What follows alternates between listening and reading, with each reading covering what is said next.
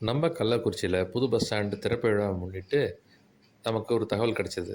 அந்த தகவல் படி இன்னைக்கு காலையில நாங்க 11:30 மணிக்கு யாமப்பேர் வழியா கள்ளக்குறிச்சி புது பஸ் ஸ்டாண்டுக்கு பார்க்கலான்ட்டு போனோம். அந்த வழியா போகும்போது தான் இந்த வீடியோலாம் எடுத்து உங்களுக்கு போட்டிருக்கோம்.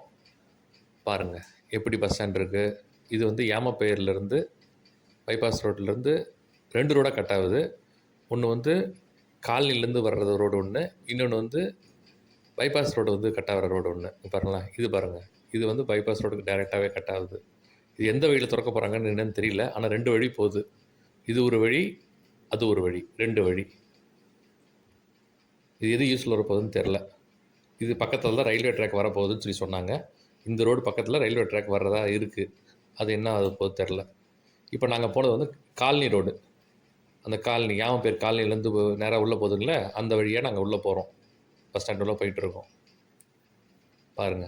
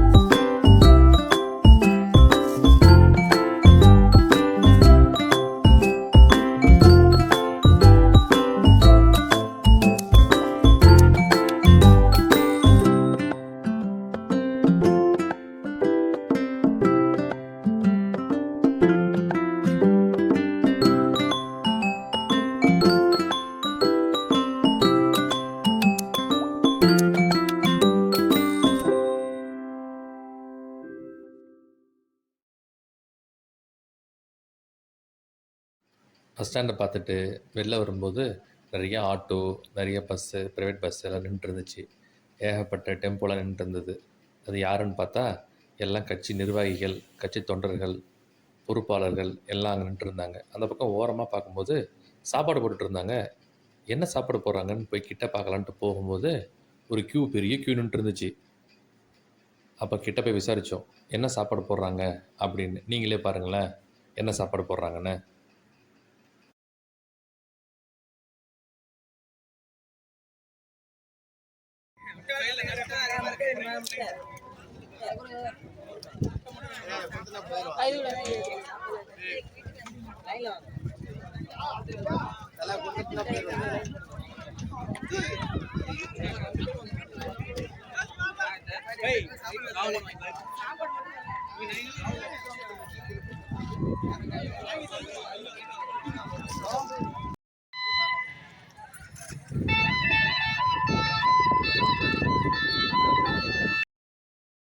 உலகத்துல எந்த இடமா இருந்தாலும், இந்த ஐஸ் வண்டி போகாத இடமே இருக்காது.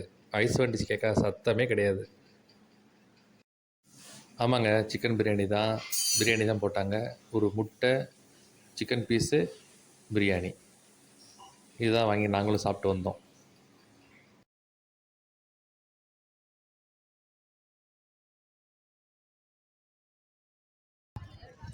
ஒரு முழு முட்டை இருக்கு, சிக்கன் பீஸ் இருக்கு. சரி, சாப்பாடு சாப்பிட்டு எப்படி சொல்லு.